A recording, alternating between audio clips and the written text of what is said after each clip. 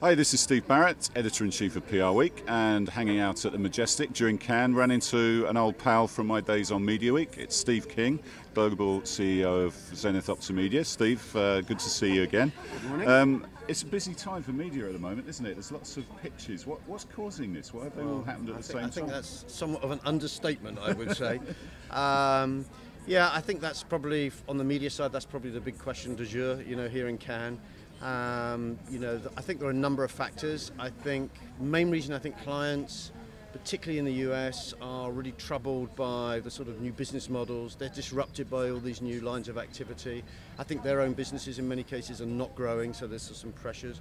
And consequently, because their top line's not growing, I think there's procurement are taking increasing engagement in their activities. We've seen this really since the advent of the downturn in 2008, and I think this has really suddenly migrated to the US with a bit of a sort of cyclonic effect. Can you ever remember having so many big pitches going on at the same time, though? Well, I've been doing this for about, I don't know, at least 25 years. Categorically, there is anything like this. I mean, I think there's something like $25 billion currently under review, and that is unquestionably the highest level.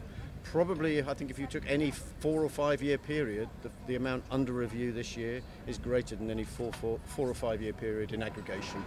How much of this is down to programmatic? And is there, earlier this week there was a session where someone said that media guys are going to be replaced by an algorithm and that it's all going to be automated. Is that behind this and they want to get a better deal? I definitely think there are 3 or 4 factors in there. I mentioned about procurement, I mentioned about the sort of top line pressure on clients, but I think this sort of whole programmatic and how it's changing our business. I mean, you've known us for long enough. Our business was really, from when we started, say 25 years ago, was about reaching mass audiences with mass communication, and then you'd get some syndicated response to that, and that would sort of effectively direct the impact. That would direct the impact and the efficacy of your communications. We've now, of course, moved into an era where we can actually, with technology and data, we can actually say, for a car brand, is someone actually interested in engaging in that brand? Where have they been on their customer journey? Have they been to their website? Have they been to the dealer? Are they an existing user? And we can actually make much more consistent, the messaging that we direct to the clients, but we also get specific feedback in and alter the communication against that. And as you say, that is done through programmatic. Our own forecast, we've seen for us this year, programmatic is up 60%. We see in terms of display, the figure going from about 40% last year to about 60% of all internet display is going to be by programmatic. So it's a huge area. It's a nascent area where we're using third-party suppliers to help us build our own infrastructure.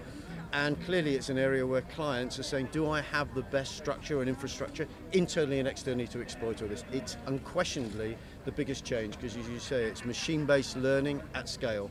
But isn't there a danger, finally, that you're going to get cut out? Because you say external suppliers, I think, is it Cablevision that's trialing their own programmatic platform, going direct? So is there a danger that what the media agency does is just going to be redundant? Yeah, I think there's definitely a risk there that we could get disintermediated. That's certainly the case, because we are not a technology company, we're a user of technology. But I actually think if you go back sort of 7 or 8 years ago and we created VivaKey, our amalgam of the media and digital businesses in Publicis, disintermediation was then the biggest concern. And in fact, you don't hear that word disintermediation at all. And I actually think the opposite, that the media agents, because of our knowledge of the brand and our knowledge of the consumers and really good knowledge of how to use the digital platforms like Google and Facebook, and how to use the digital platforms, people like Oracle and Adobe and BlueKai, etc., we actually sit at a pretty nice space in this new ecosystem to actually be a much more important strategic supplier to our clients, rather than executional partner, which we have been for most of the last 20 years. So it definitely has some huge risks, a huge challenge for us. We're now expected to be data specialists, content specialists, analytics experts and technology experts, supposed to be agnostic of all of those. So it's not without some huge challenges, but it's pretty exciting.